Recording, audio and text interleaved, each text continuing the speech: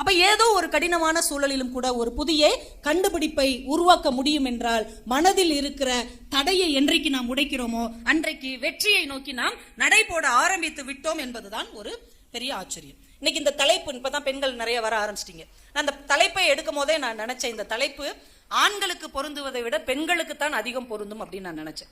ஏன்னா பெண்கள் தான் நிறைய தடைகளை உடைத்து இந்த சமூகத்தில் வெற்றி பெற்றுக் கொண்டிருக்கிறார்கள். ஆண்களுக்கு தடை இல்லை அப்படின்லாம் சொல்லல. ஆண்களுக்கு 1000 பிரச்சனை, ஆண்களுக்கு 1000 பிரச்சனை, பெண்களுக்கு ஆண்களையும் சேர்த்து 1001 பிரச்சனை. அதனால பெண்களுக்கு இன்னும் கொஞ்சம் 1% பிரச்சனைகள் அதிகமா தான் இருக்குது. ஆனா அதை அவங்க எப்படி தாண்டி அந்த தடையை உடைச்சு வெளியே வந்தாங்க அப்படிங்கறத இன்னைக்கு இத்தனை பெண்கள் இங்கே வந்து உட்கார்ந்து இருக்கிறார்கள். நம்முடைய தமிழ்நாட்டில், நம்முடைய இந்தியாவில், இந்த உலகத்தில் மிகப்பெரிய பொறுப்புகளுக்கெல்லாம் இத்தனை பெண்கள் வந்திருக்கிறார்கள் என்றால் எவ்வளவு தடைகளை அவர்கள் உடைத்து விட்டு முன்னேறி இருப்பார்கள் என்பதை நீங்கள் கொஞ்சம் யோசித்து பாருங்கள்.